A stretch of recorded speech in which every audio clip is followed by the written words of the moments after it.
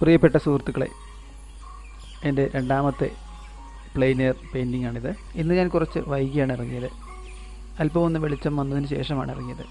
അതുകൊണ്ട് തന്നെ നല്ലൊരു സ്ഥലം കണ്ടെത്തി ഇരിക്കാൻ പറ്റിയ ഒരു സ്ഥലം, ചെറിയ ഒരു ഷെഡും കുറച്ച് തെങ്ങുകളും പുല്ലും എല്ലാമുള്ള ചെറിയൊരു സ്ഥലം. അങ്ങനെ വരച്ചു തുടങ്ങി. ഇന്ന് ഞാൻ ഇതിനോടൊപ്പം ഇവിടെയുള്ള ബാക്ക്ഗ്രൗണ്ട് സൗണ്ട് കൂടി ചേർക്കുകയാണ്. കാരണം നിങ്ങൾക്കും ആ ഒരു ഫീല്, ഞാൻ വരയ്ക്കുമ്പോൾ ഉണ്ടാകുന്ന, ഞാൻ അനുഭവിച്ച ആ ഒരു ഫീല്, ബാക്ക്ഗ്രൗണ്ട് സൗണ്ടും ആൾക്കാർ സംസാരിക്കുന്നതും പക്ഷികളുടെ സൗണ്ടും എല്ലാം കാണിക്കാൻ ശ്രമിക്കുകയാണ്, എല്ലാം കേൾപ്പിക്കാൻ ശ്രമിക്കുകയാണ്. പക്ഷേ നിങ്ങൾക്ക് ആ തണുപ്പും ആ വെയിലിൻ്റെ സുഖവും ഒന്നും അനുഭവിക്കാൻ കഴിയില്ലല്ലോ. എന്നാലും ശബ്ദം കൊണ്ട് നിങ്ങൾക്ക് അനുഭവിക്കാൻ കഴിയുമെന്ന് ഞാൻ വിശ്വസിക്കുന്നു. ഇത്തവണ സെലക്ട് ചെയ്തിരിക്കുന്നത് അത്ര സൗന്ദര്യമുള്ള ഒരു സ്ഥലമല്ല. അതായത് നല്ല ഒരു കോമ്പോസിഷനോ ഒന്നുമില്ല. പക്ഷേ അതിനെ നമ്മൾ നല്ല കോമ്പോസിഷനാക്കി മാറ്റിയെടുക്കണം. അതിനുവേണ്ടി ചില മാറ്റങ്ങളെല്ലാം ഞാൻ വരുത്തിയിട്ടുണ്ട്. തെങ്ങുകളുടെ പൊസിഷനിൽ ചില മാറ്റങ്ങൾ, ലൈറ്റിങ്ങിൽ ചില മാറ്റങ്ങൾ, അങ്ങനെ ഒരു വ്യത്യസ്ത രീതിയിലേക്ക് അതിനെ കുറച്ചൊന്ന് മാറ്റിയാണ് വരയ്ക്കുന്നത്. പല ഭാഗങ്ങളും നമ്മൾ മാറ്റി വരയ്ക്കേണ്ടി വരും. ഇവിടെ ഞാൻ ഏറ്റവും അടുത്തുള്ള ഭാഗമല്ല വരച്ചിരിക്കുന്നത്, കുറച്ച് ദൂരെയുള്ള ഒരു ഷെഡാണ്.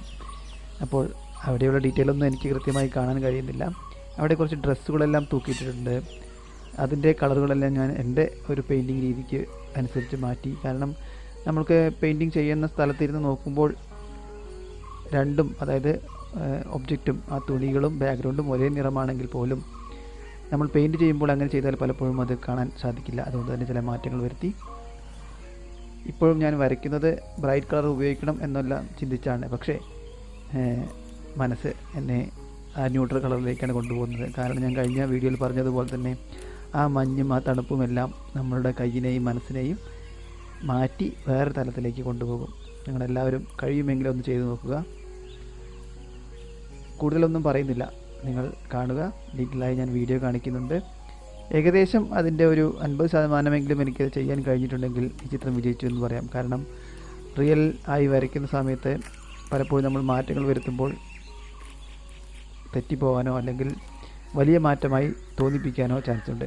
എന്തായാലും എനിക്ക് കഴിയും വിധം ഞാൻ മാറ്റങ്ങൾ വരുത്തി എൻ്റെതായ രീതിയിൽ ചെയ്യുകയാണ്. നിങ്ങൾ കണ്ട് അഭിപ്രായങ്ങൾ താഴെ കമൻറ്റ് ബോക്സിൽ ചേർക്കുക.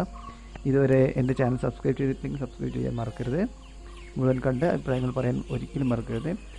കൂടാതെ എൻ്റെ ഓൺലൈൻ ക്ലാസ്സുകൾ നടക്കുന്നുണ്ട്. അതിലേക്ക് താല്പര്യമുണ്ടെങ്കിൽ നിങ്ങൾക്ക് എൻ്റെ വെബ്സൈറ്റിൽ കയറി മെസ്സേജുകൾ അയക്കാം.